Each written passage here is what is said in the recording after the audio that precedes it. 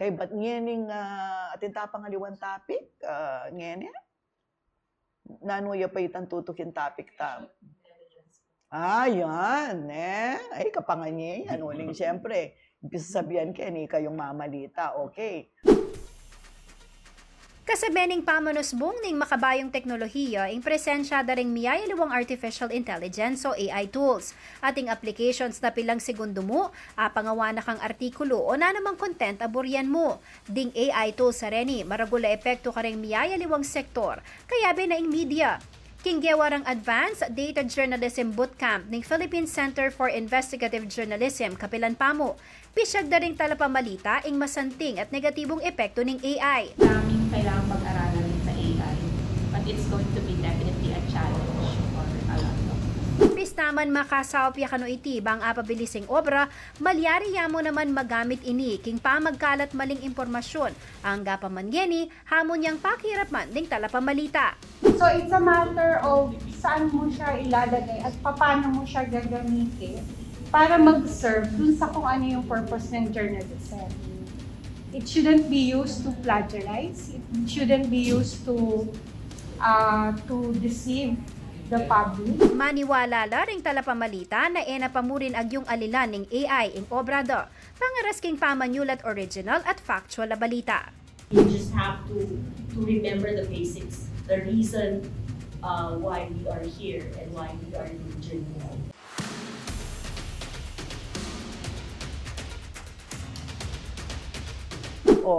Liana, naano yung pisasabihan na inaano yan. Bakit kailangan tamong ka Kailangan tamong maging concerned. Kaya ning pisasabihan na pamangamit na ning artificial intelligence karas keng journalism o pamamamalita. Dili po pa uli ng artificial intelligence ng generator tools kumbaga kung metong muntay, kung metong pindot, dakal na pwedeng malyari halimbawa mo po. And datin mo naman na type mo kung anong buri mong isulat, lumal na in pilang mong seconds, lumal na itang buri mong content na malyari. Inyain kaya na po nini kasi. Anya pong minsan, may katan kami pong bootcamp, ikeng Advanced Data Journalism na pwede muna ng Philippine Center for Investigative Journalism or PCIJ na kumbaga bukod kaya may kimasanting yung impact or agagawa ining AI, atin mo naman matura. So, timbangan tayo po yan Kitang ba kitang masanting? Kita pong masanting pinita, maging malagwaing obra daring tao, lalo na ding journalist. Itapin po na alim mo na kailangan gumugol makabang oras king pa mag-transcribe kasi minsan po bista man ni katamo may interview, syempre balutan na po kung ano yung laman nitong soundbite, pero atin pa rin instances na kailangan tayong siguraduhan kasi tamo bisa magkamali nung inipinbite ang sinabi na nitong in-interview tamo o nano kanya ta-transcribe tala papatiding timestamp kukunan tamo. And using AI, malyari mo ning aqua data na input memo po, i-upload memo po itang file na buri mong pa-transcribe, iya mismo i-transcribe na may timestamp pa. So makanita po kabilis. So bala mo kilubning pilang minuto, malyari na kang makapag-transcribe pilang files or pilang videos using artificial intelligence. And bukod pa kanita, itapin po nung ating kamburing content na gawan na bisa ka mag-research mo, kimetong ating mo history, kimetong lugar, i-type mo ita timo po history of Pampanga amo na mo. Tas pilang mong segundo lumalya po itang ating lumal na essay or narrative saying po the history of Pampanga. So mga tapo kalagwa. What's wrong with that? Kasi, di ba ating artificial intelligence, nanuing artificial intelligence, at makanano yung makapag-generate information. Wariren mo naman tao, ilang megpalugket ang information na ita as a result of their years and years of doing research. Yes. Actually, itang pakibat kitang nanuya yung artificial intelligence. Makaniniyak si mag-work kumbaga, titipuna nungan detang information na maka-upload keng internet. So, before when we do our research, siguro keng at least internet-based na magpeka tayong search engine. Kaibat, for example, Google or nung nanuya man, kaibat lungwala one by one, makalistala, detang results. Pero ang gagawa na ng AI kasi, kumbaga balam sa summarize na nungan, detang consolidate na lang. detang ganang information at ipaluwal ka in a manner na mas sagliyang intindihan, in a manner na mas mabilis may i-absorb. Ngayon, nung ketang kutang na what is wrong, imaging problema kasi, for example, may itong yapin karetang banner na siguro, nining AI generator tools, yung tawag ng ChatGPT na giwadan. Ala yung mahalaga source. So, in the academic world, king academe po, syempre, king obra tamo as journalist din, it is very important to cite your sources. So, syempre, itong gagawa kang mag-aral, gagawa kang paper mo, ala kang footnotes, ala kang cite na source, ala kang kitang EPA, ala kang makanita and all. So, iting maging problema. Plus the fact na ningkay, ding aliwa, gagamitan de as tool to plagiarize. And baluta naman, plagiarism is not just an offense king school. It is a criminal offense king under the intellectual property rights o kaya di Pilipinas. So, madagol yung problema.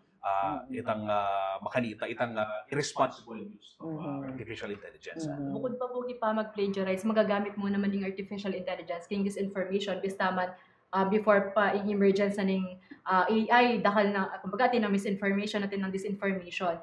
Sabihan kayo mo po itang earlier this year po nung abalitan niya itang picture na kanong Pope Francis na kumbaga drip nun de maka-quote yung maputi na kumbaga ditang makainyang mala ni Pope Francis. So in kadakal tao na may niwala, binash de ni pala ita po palang picture ay nakinalat AI generated image yo. So kumbaga ating kasing metong website po na type mo kung nanong buri mo lunto kung bari tapin po Pope Francis wearing white coat amo po. Iya po kanta mismo itang app na itang tool.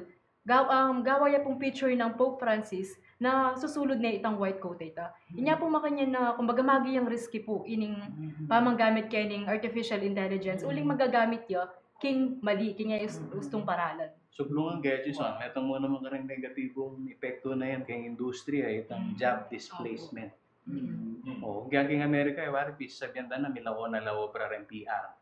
Then public relation officer uling sakaling at kami itong tao. Secretaries, writers, executive assistants. Karang BPO Pero po. ating ko nga attend na workshop yan ni UP, sinabi seminar about this AI, sinabi nakaalilan ng AI. Alilana ka ng taong gagamit AI. So you have to cope up with this technology. Kailangan to cope rather with this technology na kailangan abalo mo, bahanan mo lang gamitan talaga. At ako maglaram. Nangking writer yung biyasan sumulat. Samantalang ako, istong in-input ko nga detang information na buri kong ipalub para makompose yung pagawa kong sulat. AI, 2 minuto, deliver na ako yung akong pagawa kaya, deliver na. Alayang kayarti-arti, kailangan i-remind, makanyan, kailangan i-follow up, mabagal, kay ba't istuya pag-grammar, and so on. O tagtsagan kayong tao nga lang, aning kasakit ka, ito Ruby, edit kaya pa mo, o tena ako mo mag-rely king AI. I mean, considering how tough my job is, so I'd rather rely on AI than rely on some people na, for me, are totally unreliable. Ating saan lumay mo, maralas gagamitan si Kevin? Like for example, sulat, makanano laretang, detang para mo intindihan din kaya kata mga kabalin, makanano itang pamagpupot. Ali, antimo, keng Open AI, ChatGPT, mga bit kang information ka rin, itang saktong information, kasi nung alime palub itang saktong information, mag-generate yan naman na maling sulat, o incorrect yan naman itang information na. So, kailangan sakto laret ang mga information na palub mo. Ako, in my own experience, it's like writing the entire thing except putting it in the format or the template I want. In fact, isto kasing, matamad ka, kaya nga kakit ko, kaya sarili kong experience, may nga bit ka mong mga information ka rin alayang, kami nga bit relevant information that will make you own the letter. Potang lumuling letter, balo mong keka, eko satisfied buri, it's not me writing it. It's not me. So, inggawan ko kanita, magpalug na ako na naman aliwa to put the emotional tone, the personal touch, ne? Bayo ne produce. In fact, ating times, mga katula, masusora AI ka na ako. Wow! Aliya ng AI ka na ako.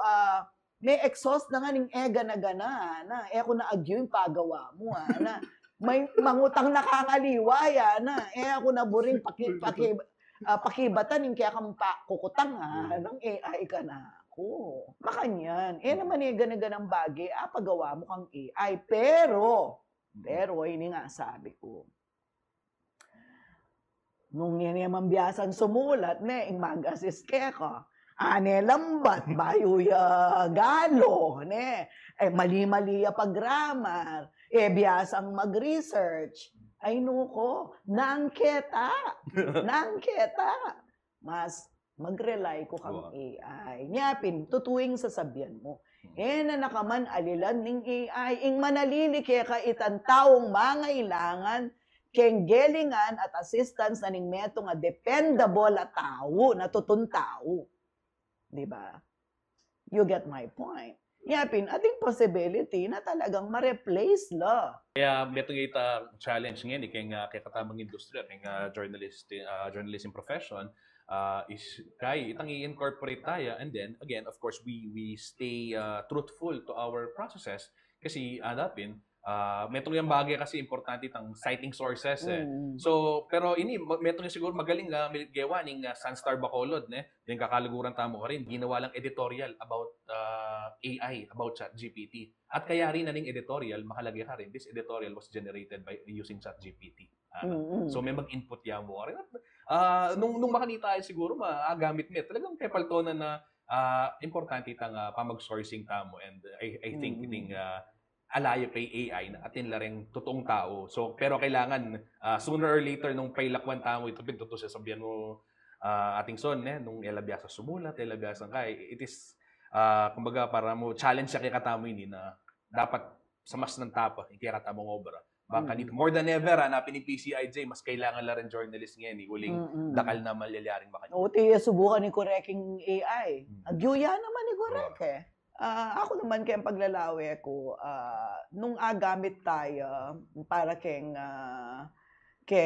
masanting abage, gamitan tayo. Kasi itamo mo naman human beings yung ginawa keng AI. Kalupan na ning nanoman technology, atin technology yung agamit mo keng kayapan, atin naman technology yung agamit mo keng karokan.